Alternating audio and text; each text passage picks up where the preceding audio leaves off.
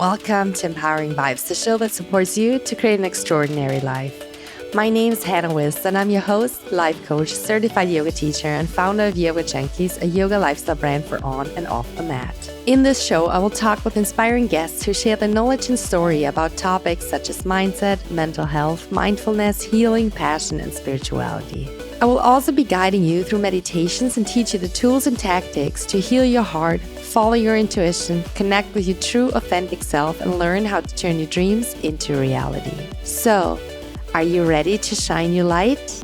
We are heroes and dreamers. We are restless believers, stronger than I am so grateful to have such an inspiring and impactful guest on the show today. Sebastien, thank you so much for being here and welcome to Empowering Vibez. Thank you, Anna. Thank you for hosting me, receiving me, and really appreciate it. Thank you. I appreciate you being here and your time so much. And I would like to start with your personal story because we met in Bali. You're working now as a shaman, as a healer, but you used to be a fireman. So, do you want to share that story, how you became a fireman, and then what happened all the way that brought you now to Bali and to follow your passion of healing people? Yes, sure. So I grew up, was raised and born in the north of France, and my parents were working both at the hospital. So my mother was a nurse, and my father was a cleaner.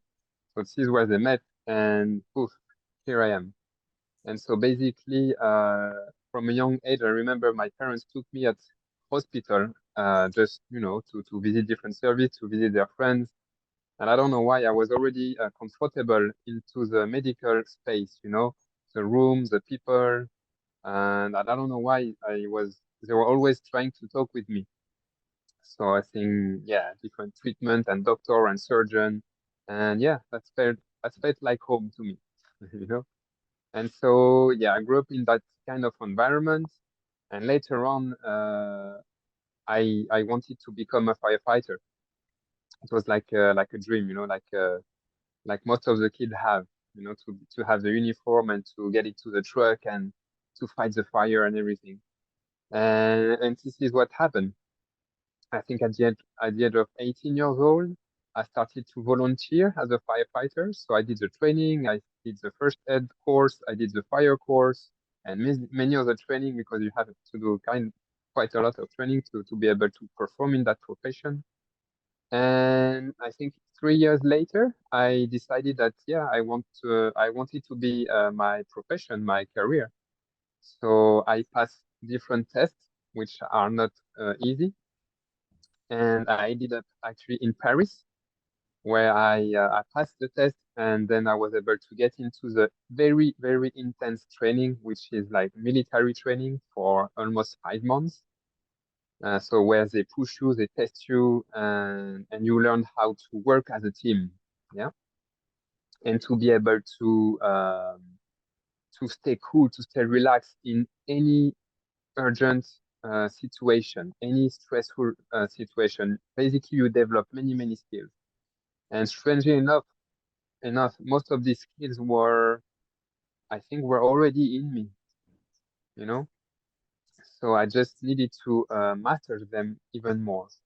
So yeah, I ended up being a firefighter in Paris for 3 years, and then I moved back to my hometown in Lille, and I did that job for 15 years.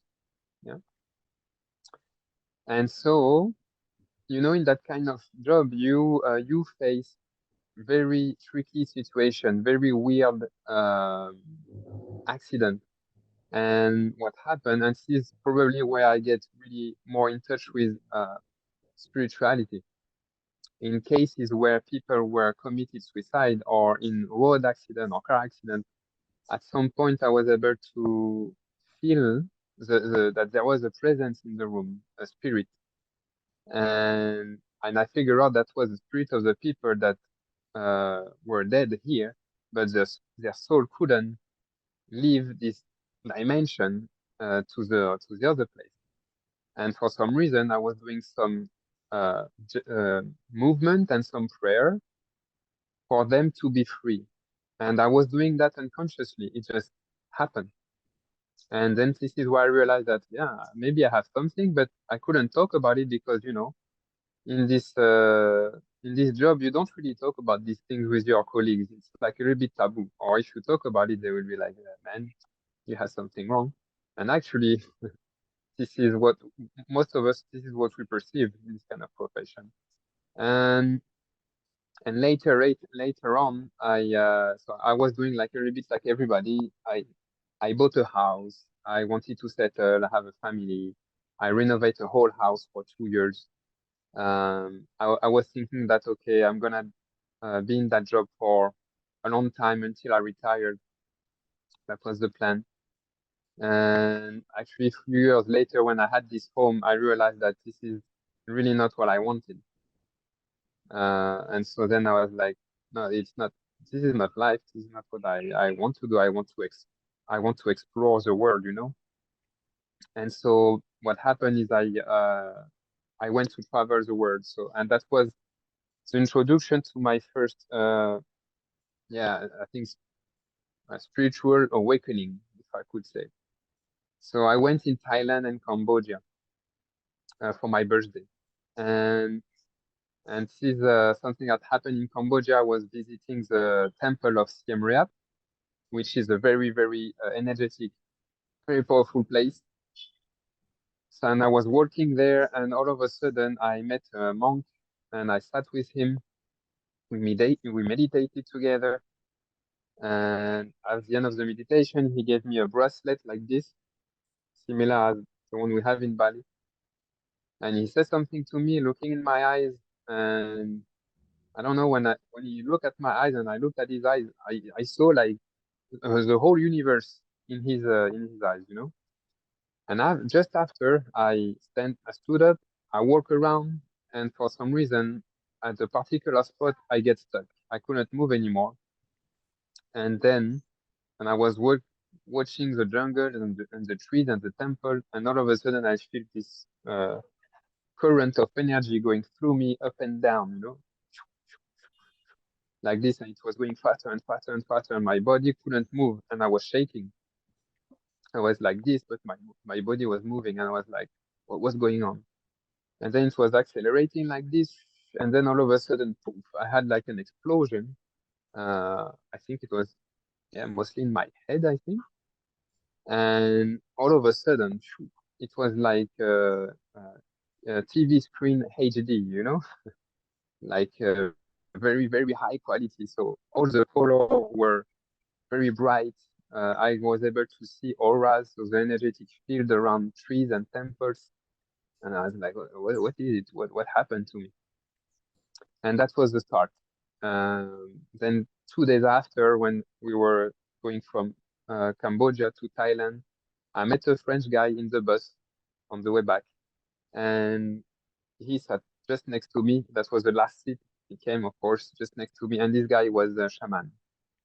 His name was Luke, and we had very deep conversation about human potential and ancient knowledge and all of these things. And he was very, very knowledgeable. And all our topics, I was like, yeah, I know this stuff. It's just that I wasn't able to talk about it, you know? And then it made sense. And then we talk. He went back to France. I met him again, maybe 2, 3 months later, and he invited me to a shamanic festival in France.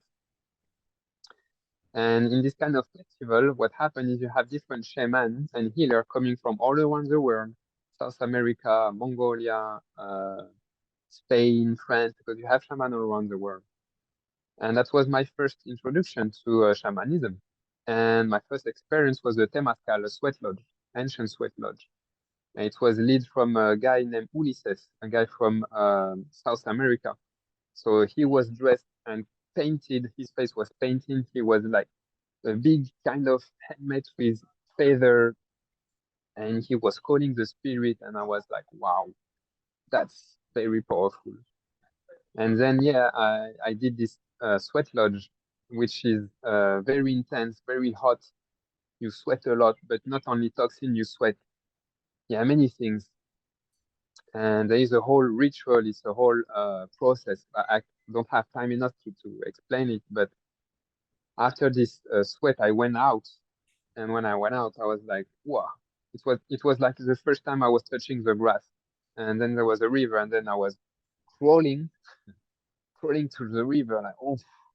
And then I went into the river, and then I sensed the water, but like I really sense it on a deeper level, on a very deeper level. And that was a very purifying and cleansing process. And I realized that, wow, this is something that everybody should do. Why we don't have this kind of purification modalities, you know? And then that was my beginning. And then I did more and more of this ritual. I tried different other style of shamanism. I received some healing because I had so many traumas from my career. Because as a firefighter, you see things beyond your imagination, and we need to clear that. We need to transform it. We need to transcend it. Then your soul can really grow. And that's something that trauma would be a topic to discuss about. But again, it's not the purpose on the podcast right now. So, and then I realized, yeah, I need to clean more and more and more to purify and experience and grow. And then I think it was 2 years later. So I took sabbatical years from my career. I sold my house, I sold my car, I sold my motorbike, I sold all my material stuff, and I was like, okay, now it's time to travel. And I knew that I didn't want to be a firefighter for all my life. I knew there was something else that was waiting for me. I just needed to get out of my comfort zone and trust that there is something that I need to explore. Um, and this is what I did. So I left again and I went to Mexico.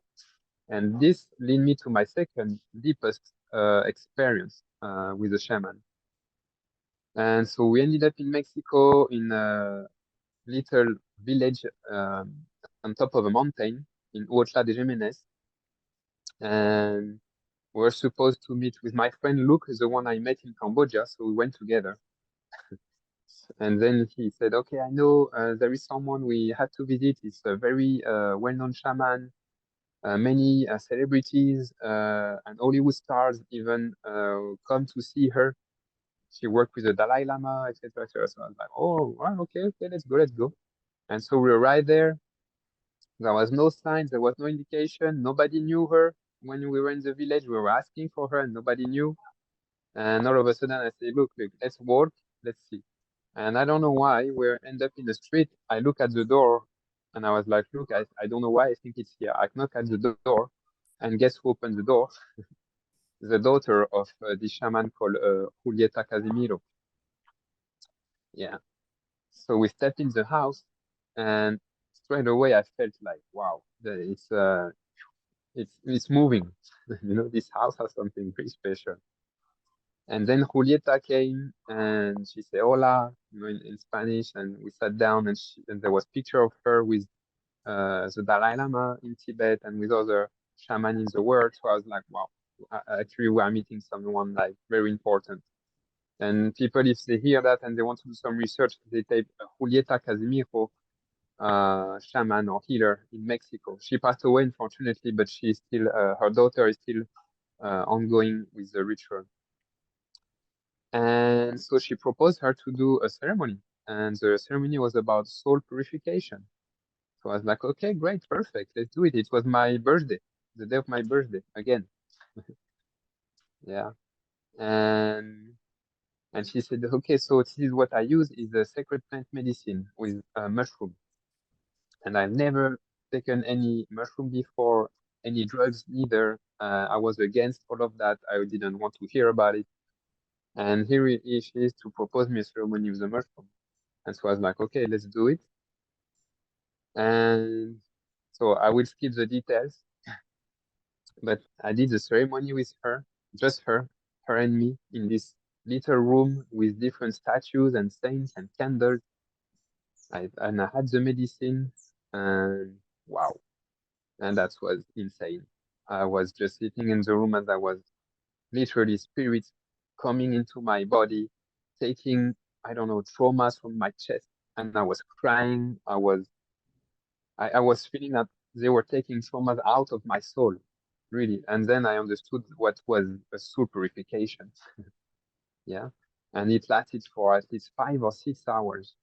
And each trauma that was removed or transformed or healed, I had the picture of it, you know?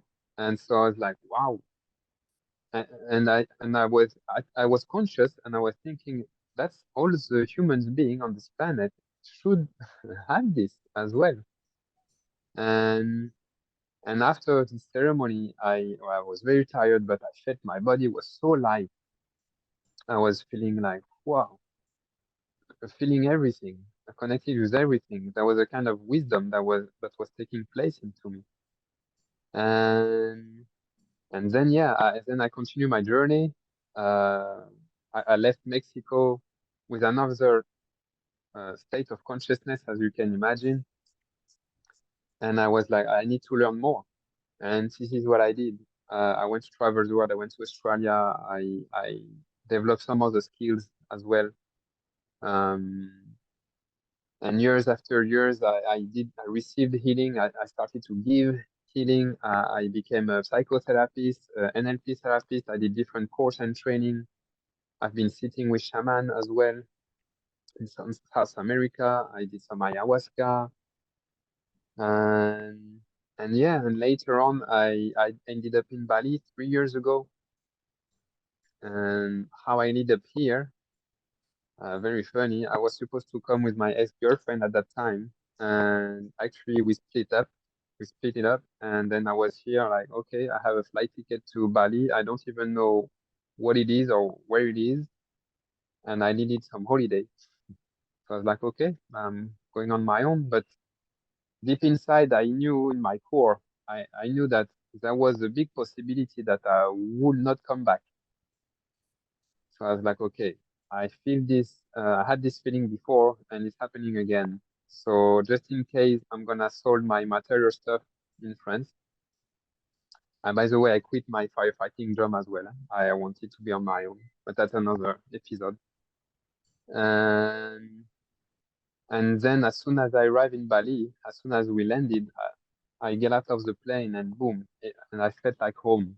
And you probably felt the same thing when you arrive on this beautiful island. And I was like, what? That's okay.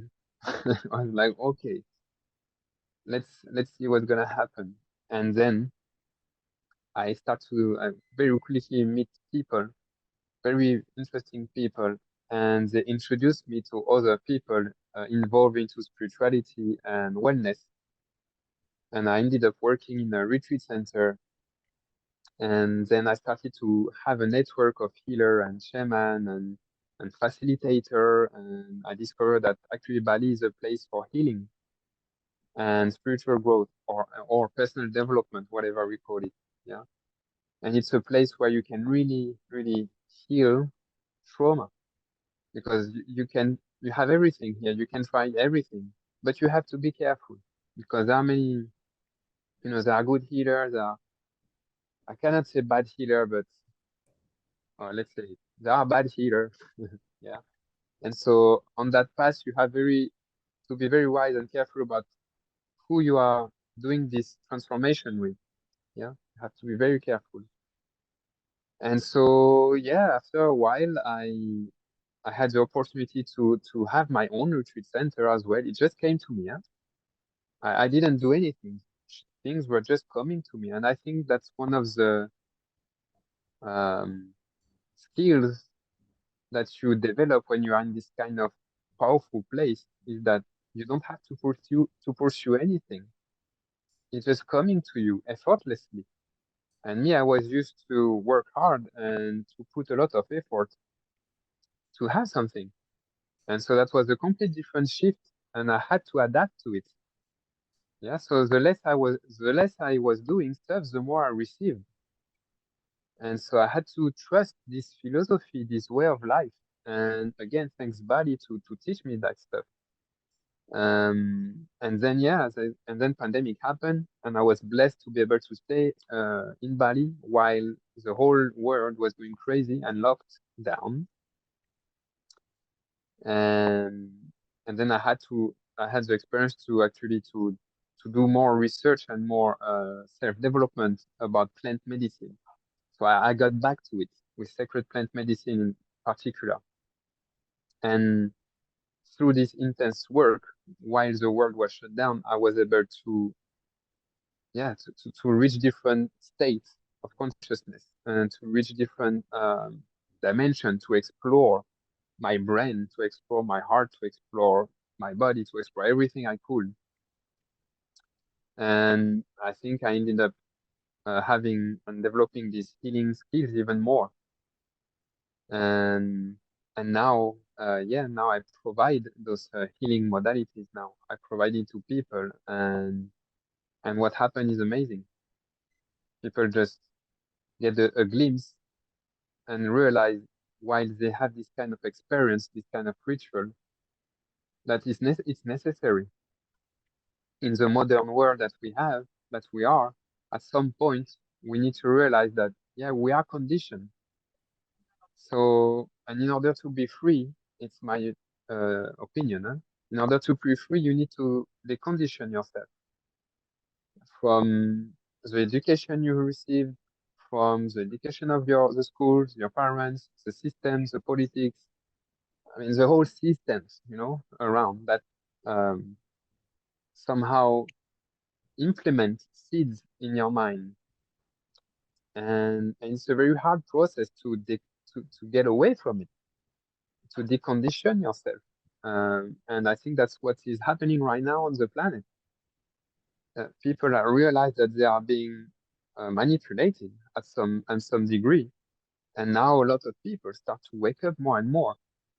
And that's where those people, and I went through that too, but most of those people need guidance, because if you choose to do this awakening process on your own, it's possible, but it can be very tricky and confusing. And so again, if people listen to that right now, if you are going through this awakening process, or maybe you're already awakened, but you don't know what is the next step for you, then at some point, you probably need some guidance. And the guidance can come from a different part, can come from yourself, from your higher self, or it can come from your spiritual guides, or it can come from an animal spirit, or your intuition. And then you have to follow those signs, because life throws you signs in every corner of the street. you know but in order to receive this guidance, you need to ask for it. And so that's another spiritual skill. Like, how do I express my desire? How do I ask what I need to something that is higher than me? Yeah. So, and this is also what I teach to all the people I meet. And that's funny how people meet in Bali. It's just, and you are smiling because you know exactly what I'm talking about. Absolutely. It's just like you met incredible people and you have these topics of conversation. It's like synchronized, it's completely aligned. And it happens always at the right time, at the right place, with the right people. And this is a signs as well. Yeah. And Absolutely.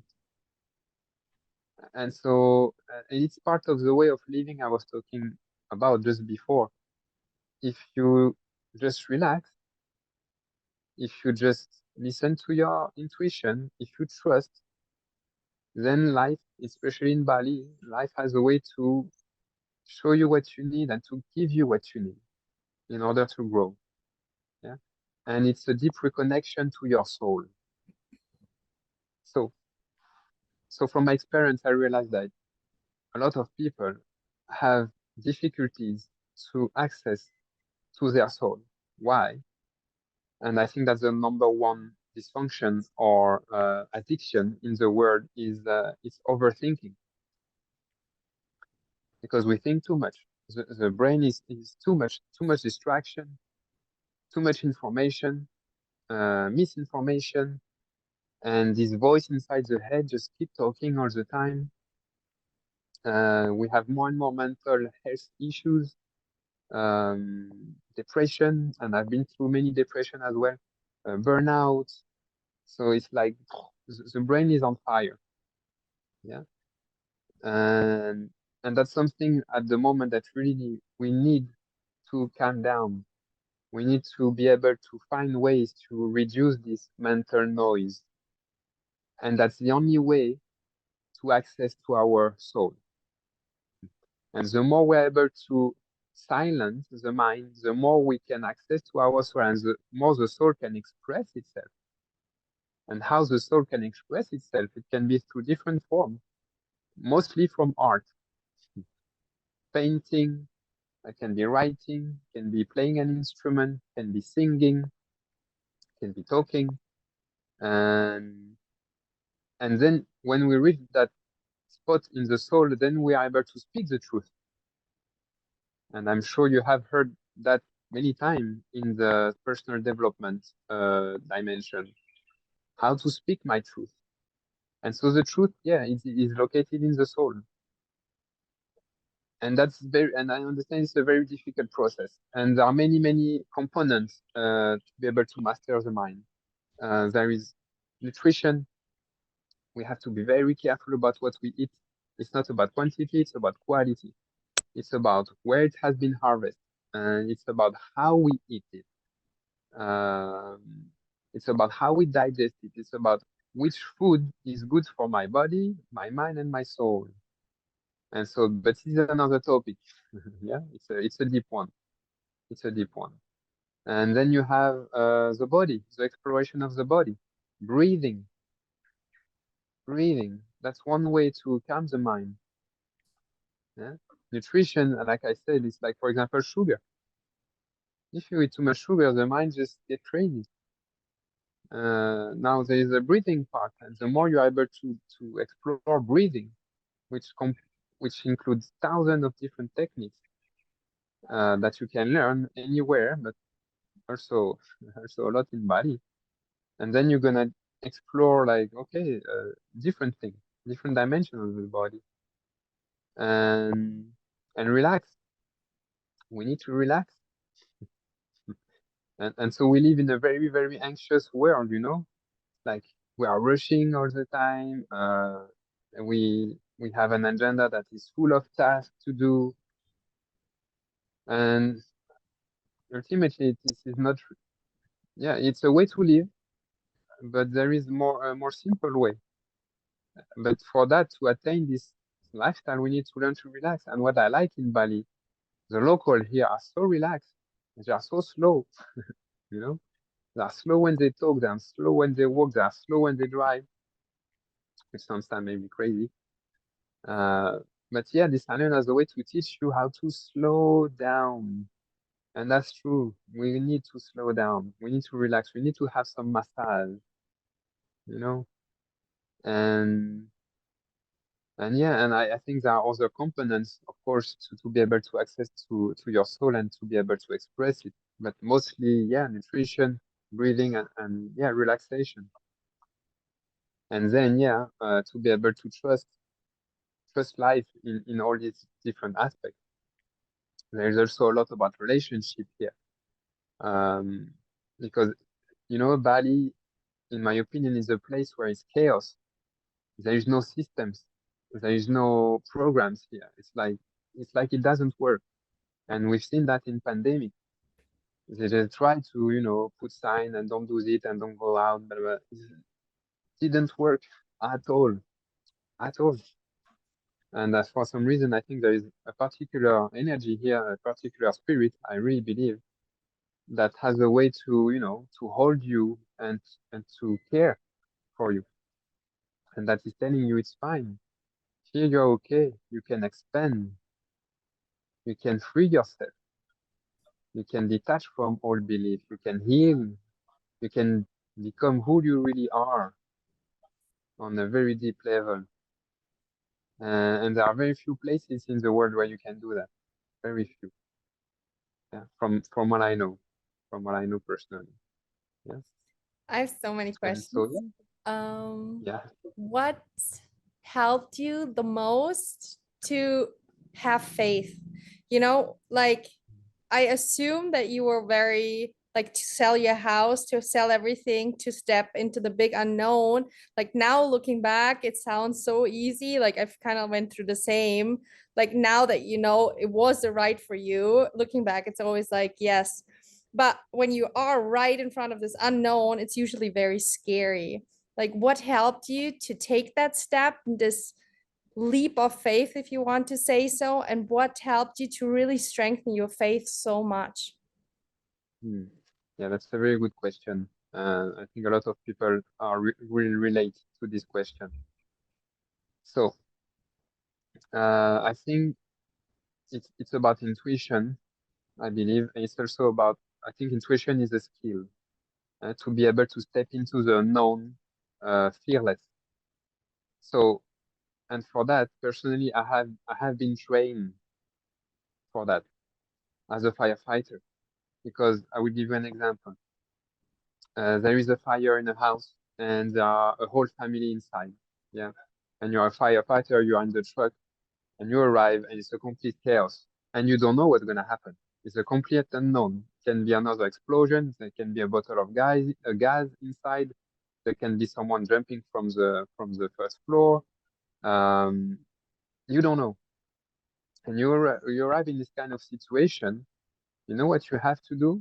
You need to relax, and you need to trust, and you need to really follow your intuition. So there is no thought, actually, almost no thought happening, because you have to react very, very quickly. It's like an emergency. Material and the hose and the respiratory system and the helmet and everything. And then you go in the house and it's completely dark. Why? Because there is a lot of smoke. A lot of smoke, a lot of noise, there's a fire everywhere, it's very hot. And again, it's the unknown, you know? And so the only way to go through the unknown is you step into it. But you have to be very vigilant. You have to be cautious. You have to trust each step that you are doing in the smoke, in the dark. And you have to touch with your hand. So you have gloves. So it's very hard to touch if it's hot or not. Anyway, it's another thing. But you have to touch the wall and the floor and see where you are going. Yeah. And you just have to follow. It's called instinct. So it's instinct is something that we need to train. We need to develop. We need to tune in. Yeah. So how I did that is because my instinct is very strong, and I don't even question it.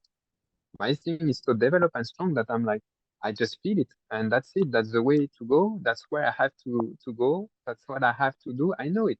There's no question about it. It's like absolute certainty. So that's instinct on a very deep level.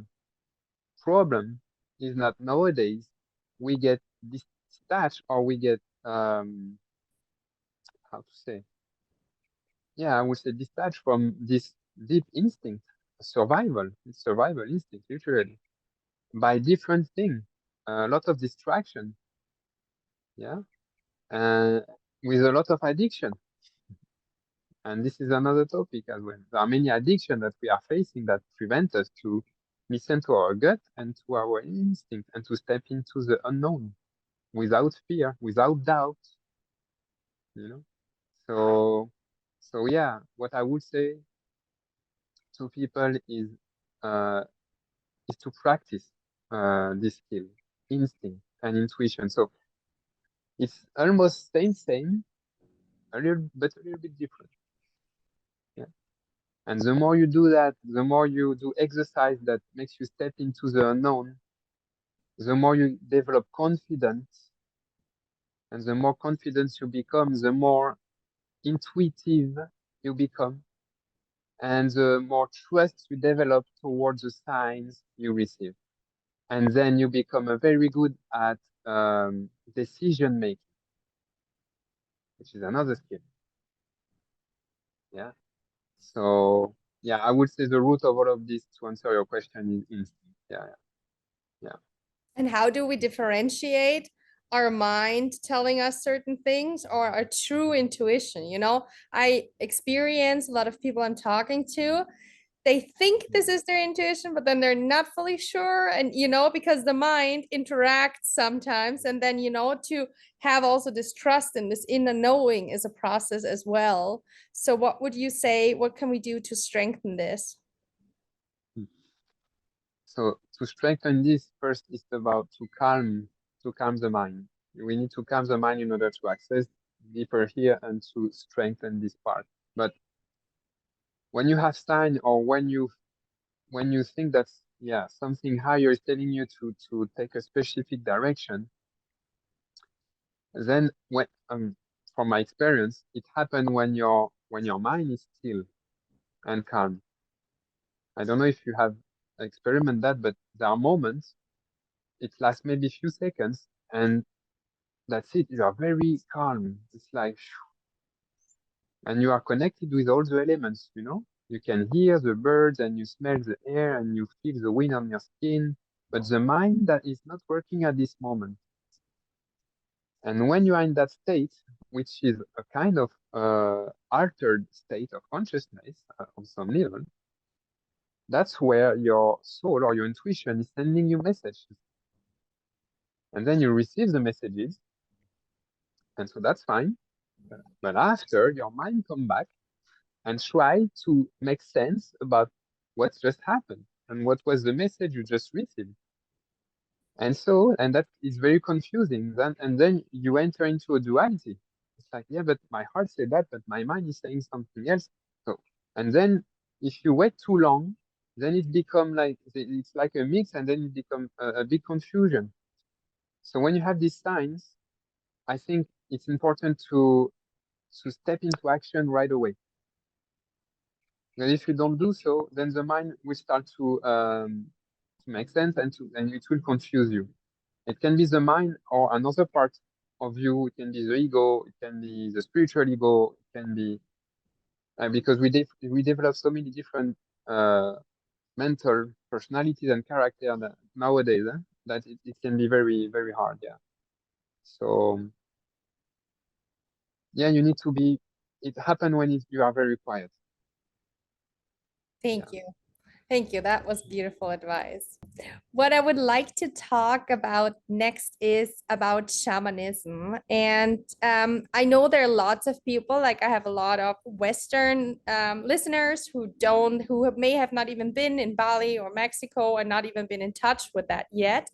So would you explain a little bit what it is, what it's based on, and yeah, just what you're doing, what its purpose is? Yeah.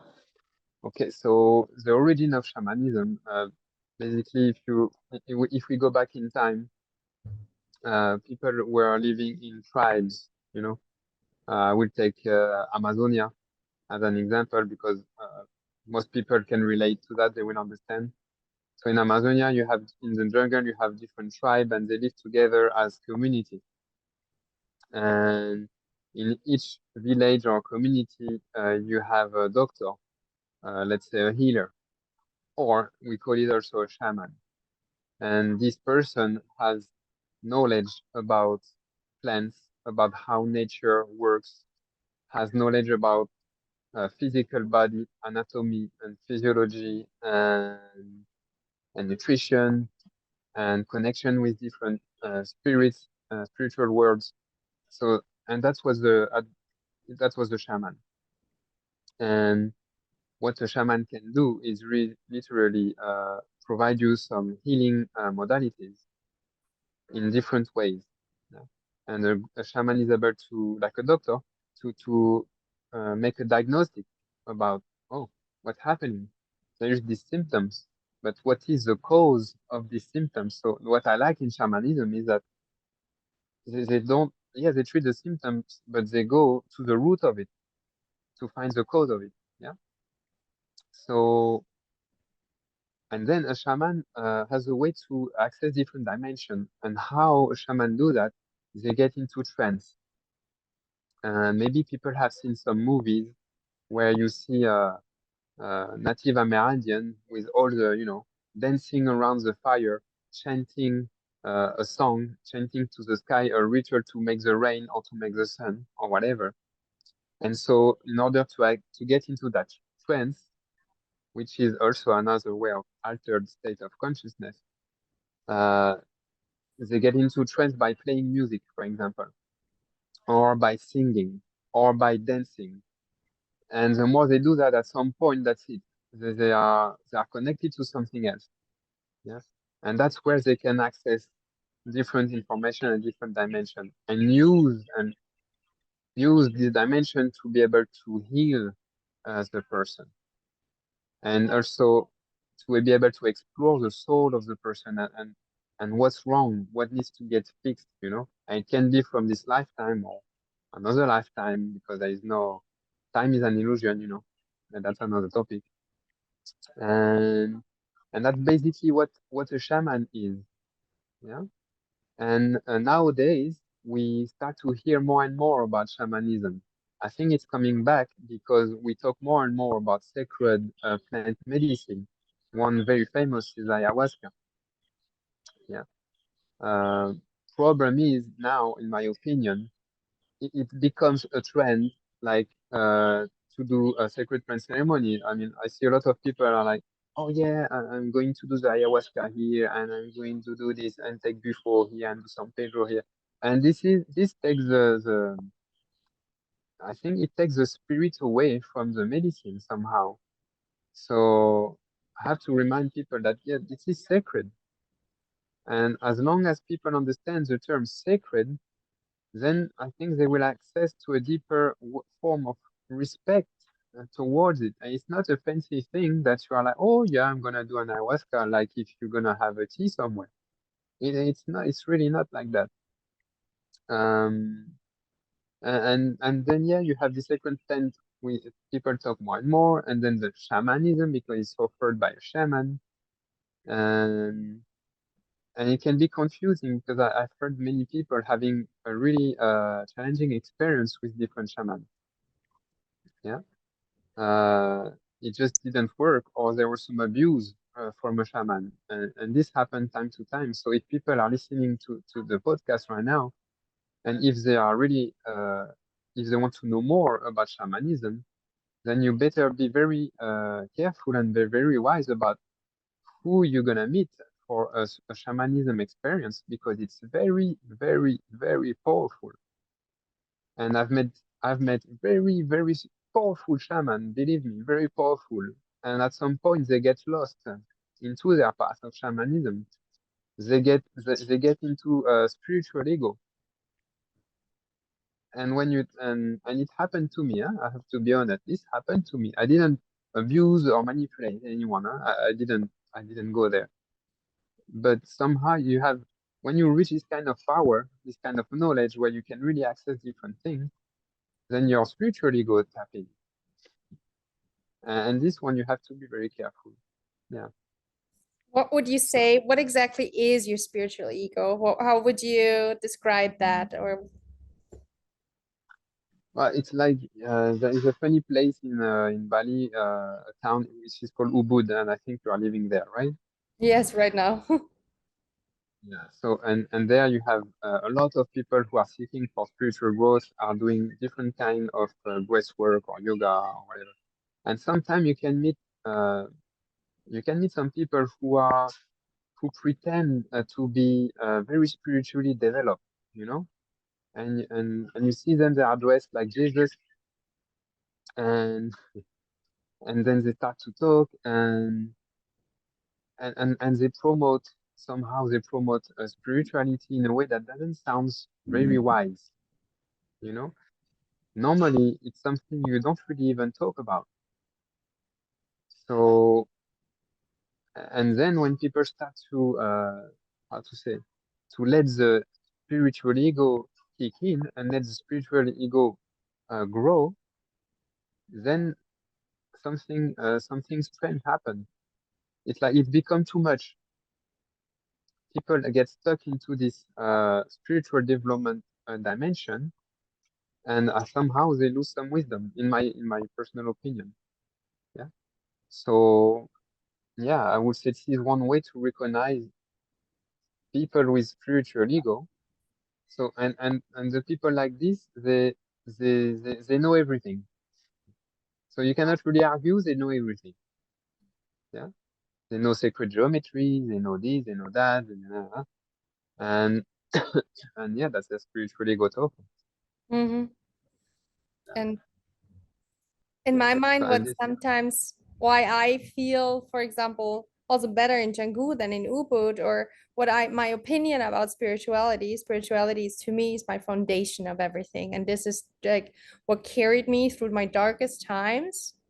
But I think spirituality should be a vehicle or a foundation or something that holds us to make the most out of our life and to like find our passion, to pursue it, to serve others, to have deep relationship with our loved ones, to meet new people, like to experience life at its fullest. And what I sometimes notice, and what I cannot so match up with so much, is that people tend to like almost get lost in the spiritual world. There's even the term spiritual bypassing.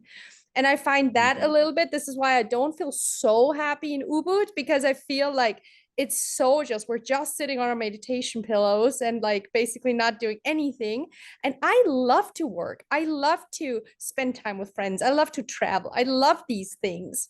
And I find that very difficult as well about spirituality, or like people who are like so deep in their spiritual practice that sometimes they start to lose the grounding and the like, okay, what is life though truly about? And still we have a human experience, we are on earth. And I find that also very important in the spiritual practice, to keep our grounding. And yeah, what is your opinion about that? totally, totally. So that I'm glad that you bring that up, and it's a very important topic there. So when I was in Ubud as well, so I've been there for many months too, and the same as you, I realized that people were too serious into their personal development, too serious about spiritual practice, and at the end it ended up with not enough grounding. Yeah. So what I did, because I couldn't stand that anymore, I was like, yeah, man, it's not just only being too serious about it, and it's too much. And so I stepped out and I started to move actually. So I went down to south of Bali, which is Uluwatu, where I'm living now. And then finally I was able to like, that's it, I can breathe now. And I can do activities such as surfing and kite surfing and diving and swimming and meet people and party. And yeah, you're right. It's about enjoying life at the fullest and just have fun. Not just have fun, but yeah, to take this spiritual thing too seriously, because yeah, it can take you in deep space, which is okay, which is an experience to learn again. But if you go too deep there, yeah, it's like, yeah, you kind of lose connection with the real world. Like you said, we are still human and we need to ground, and that's a skill, by the way. And this needs to be practiced. So if people here are listening to that and they are very much into their spiritual development and stuff, I would say to them, don't go too seriously with it. I mean, go to see some friends, have some fun, have a glass of alcohol, smoke a joint if you want to. I don't I don't know, but don't harm yourself, of course. There are boundaries to that. You have to respect your body. You have to respect the body as a temple. You have to, of course, you have to discover more about yourself, to have develop an intimate relationship with yourself first, to understand how you function, understand your brain, understand your emotion, understand your body. That's for sure. That's very important. But don't go too deep there. Yeah, I think I agree with you on that. So take a break, take a Like breath. everything, the yin and yang, and we need to integrate into our life what we're learning and so on, because all the knowledge, I talked the other day about somebody, like all the knowledge about spirituality, personal development and so on is worth basically nothing if you don't apply it in your life, because that's where actually wisdom, in my mind, has, like when you're really triggered, for example, and then still you manage not to act on it, and you calm yourself down before you say something or before you have an intense emotion. That's actually what we should like or that we are so scared to take the next step, and still we have faith and we just do this, whatever it is, if it's taking a plane, quitting a job, taking a new job or opportunity or something. But I find that very important. Yeah, and it definitely is. So I hope that what you say now, a lot of people will listen very carefully, because it's about being very, how to say, prudence about spiritual development. Yeah. And actually you end up at one point you develop some level of wisdom and you realize that life is simple. And but yeah, if you get too serious about this spiritual stuff, it can take you to some places and that you can get very confused and completely lost. And believe me, I've seen some person here in Bali who went too far in the spiritual path and they end up alone and lost, and it's like their soul is gone. So and they are not able to go back, in their body and to be grounded. So in extreme case, but yeah. You said grounding is actually a skill. What can we do to ground ourselves more? Yeah. Okay. So I think physical activity is one of the most important. Yeah. To ground, it can be, for example, me, I like capoeira. It's a Brazilian martial art. So I'm very into martial art. I really love it. And it helps me to ground, because if I don't do that, if I don't do these physical activities and practice, uh, then I lose the ground, because what I do is healing. I provide healing and I provide ceremonies and I do shamanism and stuff like that. And if I don't ground with this, I quickly get lost. And my wife can tell you. Yeah. And so, and this skill is developed with practice. So I do my capoeira, I do my movements and mobilities exercise and yoga and swimming and surfing. Um, and yeah, it becomes a skill. And if you don't do that, then again you're gonna get sucked in back to the spiritual development, and and we lose the ground. So for me personally, yeah, it's gonna come with physical exercise, physical practice, yeah, Yeah. and be in touch with the elements. Trekking in the jungle, go camping. Simple thing actually, very simple thing. Snorkeling, to say hello to the fish and to the turtles and stuff like that. That's grounding for me. Yeah. Yeah, thank you. What would you say on your very broad spiritual journey that you had and you are having? What were your biggest lessons? Mm. Yeah. So my biggest lesson is huh, how to put it. I think I mentioned it a little bit before in your podcast. Is to we call it the flow. Is to be in the flow of life. So, and that was my biggest, and still is. I'm still learning about it. And I believe it's also a skill. So, and a skill needs always to be upgraded and needs always to be practiced and developed. But for me, it was about to let go the Western philosophy, which is doing, which is working hard, which is pushing yourself and discipline. Discipline is important, but again, it's about balance. If you do too much, then you get exhausted and blah blah blah. So my most difficult thing was to really detach from this Western personal development style and to switch into what they call the Tao philosophy, which is the art of effortless, the action of non-action, and then I stepped into it because that happened naturally, and I had to learn how to be comfortable with it, you know, not to plan anything, a little bit. Again, it's about balance, but not to force myself when I don't want to listen to my boundaries and to respect them, not to exhaust myself. And because I've done that so many times, that led me to many burnout that I took me time to recover. And I know you can relate because you experiment the same thing. So yeah, my biggest lesson was in Bali was this, to just be in that flow, to be relaxed, to breathe, and just to receive. That's one that I think that's the biggest one actually. Now that we talk about it, so thank you for bringing that up. Fuck. To receive the art of receiving effortlessly. That's I think that's the biggest lesson I've learned here. To receive, so giving, no problem. And I was always good at giving. I love people, I love nature. I'm always someone who give a lot, but too much.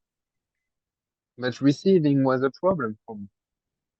So I was losing balance here. And Bali had its way to show me how to receive more and maybe to give less sometimes, or to give but in a smarter way. Yeah. And and yeah, to have this balance of giving, receiving, and continue to be in that flow of life. I realized what Bali taught me is like surfing. Surfing is you on your board, you're on your surfboard, you go on the water, you paddle, and you have waves. And your job when you surf, you observe the horizon, you observe the wave. You are a total observer, and then you wait for the perfect wave that you can ride. And sometimes you think that this wave that's gonna be a good one, and you go and you paddle, and this wave just crush you, and you end up like in a washing machine, and you get smashed, and you get back on your board, and you go again, and you take another wave and another wave until that's it. You get one wave, and you stand up on your board, and that's a magic moment. And you flow, and that's perfect. That's perfect. And I think life is very similar as a human being. Life is very similar as surfing. Yeah. And you need to wait, to be patient for the wave to come. You need to really to look the details about this wave. You need to analyze it. You need to feel it. And the more you practice surfing, the more you catch the proper wave, and the less bad wave you take actually. Yeah. And I'm glad that in Bali I can surf almost every day, and that's surf became a therapy, really. So for all the people listening, find find an activities where you tune with nature. Surf is a very, very good one. Yeah. Thank you. Sebastian, if we want to connect with you, where can we find you? Okay. So unfortunately, I'm not very active on social media, but people can. I'm gonna start to develop some content. I think it's time for me to do it. But they can find me on Instagram if they want to. So it's Soul Generator, SOULGENERATOR,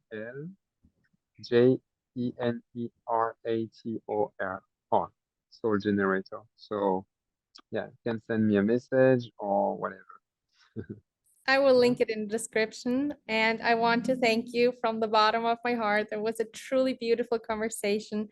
I'm so grateful for your wisdom and that you shared your beautiful journey and everything that you learned. And I know you truly inspired a lot of people to also follow their heart, their intuition, and to open up to whatever their soul really wants them to be experienced. So thank you so much for your time. Thank you. And one last thing for people who are listening, don't be afraid to travel.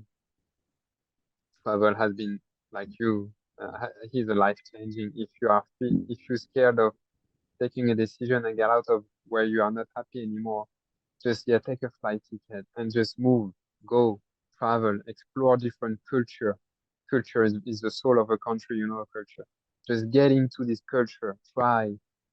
But yeah, travel. Travel has been the best thing that have ever happened to me. So Yeah, yeah, and that's all. I can 100% agree to that. Thank you so much, Sebastian. Tim, thank you. Thank you so much for listening. I hope you enjoyed this episode. I would love to connect with you on a more personal level on Instagram at Empowering Vibes, where you will receive daily inspiration and more insights on how you can turn your dreams into reality. If you want to dive even deeper into becoming your best self and you would like my support, check out my website, empoweringvibes.com. Be sure to subscribe to Empowering Vibes so you don't miss a single episode. And if you like the show, share it with someone who's looking to live an extraordinary life. Thank you so much for being part of this beautiful community. I'm sending you so much love and a big, big hug. And never forget to shine your light.